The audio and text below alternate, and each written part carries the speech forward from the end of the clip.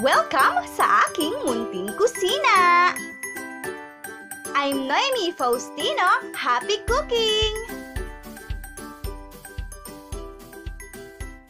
Hello mga amigos at amigas! Welcome back po sa ating channel. Bago ang lahat, don't forget to subscribe sa aking YouTube channel and click nyo na din po ang notification bell para ma-update kayo pag may mga bagong kakaibang recipe tayo. Para naman po sa mga magtatanong, ang mga recipe at exact measurements ay nasa intro po ng ating video. Isa na naman pong espesyal na recipe ang isi-share ko sa inyo. Ang mga kailangan natin ay 1 kilo chicken breast, 5 cloves of garlic, spread it out.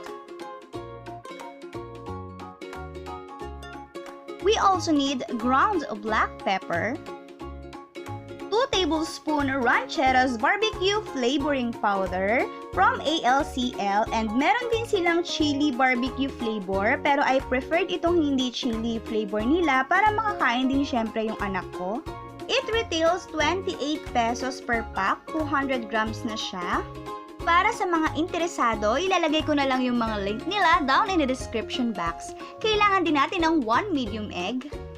Hahaluin ko lang mabuti using my hands and syempre make sure na malinis ang inyong mga kamay at imamarinate natin for 2 hours. Habang hinihintay natin ang 2 hours, gawin na muna natin ang kanyang sauce. Kailangan natin ng half stick ng butter, 1 medium white onion, chopped, 4 cloves of garlic, chopped. Isutay lang hanggang lumambot yung ating onion, and pag malambot na siya, isunod na natin ang 1 medium carrot chopped.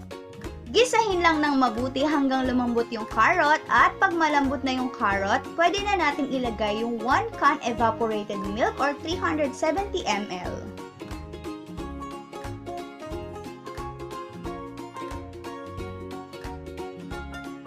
Haluin lang at pakuluin ng konti. Kapag medyo kumukulo na siya, pwede na nating ilagay ang 1 can all-purpose cream or 370 ml.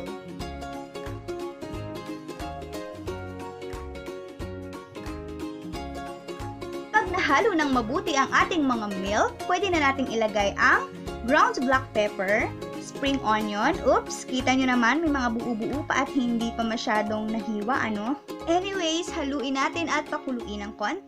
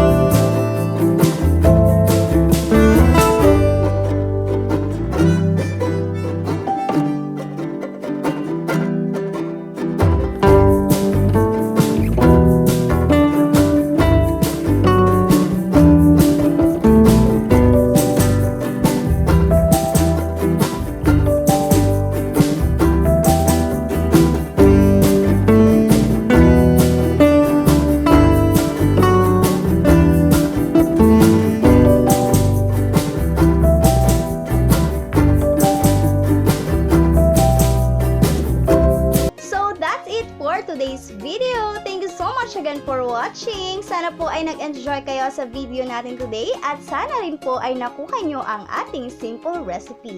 If you didn't subscribe to my YouTube channel, please do subscribe. Stay healthy, stay happy. Bye-bye. Hope to see you on my next one.